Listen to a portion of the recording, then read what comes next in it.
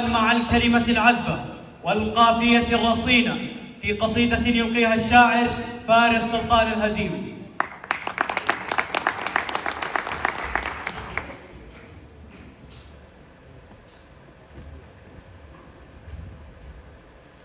السلام عليكم ورحمة الله وبركاته.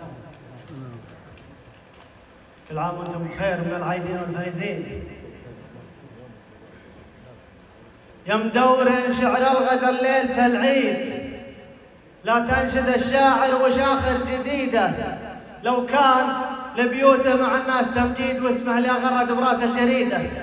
عن مطلبك ما حاد لو حاول يحيد، وما هو بسهل كل شاعر يجيده مشفى غليل، ولك سباش تلغيد الماليزة بحبر الورق من وريده.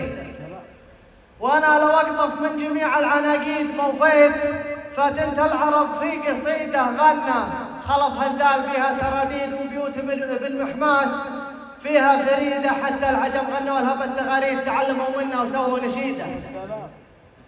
حتى العجم غنوا لها بالتغاريد تعلموا منها وسووا نشيده. هدارنا من يوم شح المواريد وزاد تمره، والليالي عنيده ندود عنها في خشوم البواريد، واللي يدور صيد فيها نصيده.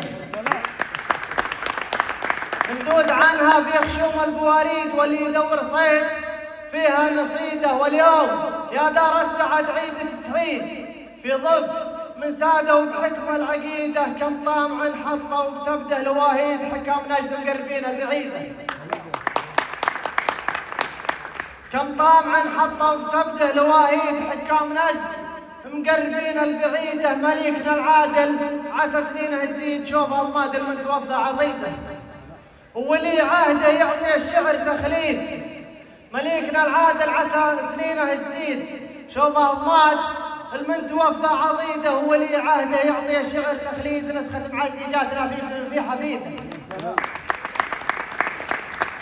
خلى وجبالة للمواطن مماهيد، وجميع خط المنعرج صار سيده. في كل ساعة قدرت يزود ويسيد، فضلت على الأوطان فضلت تريده، في موعدة تلغى جميع المواعيد، ومدحس الشاعر يزود رصيده. سلام.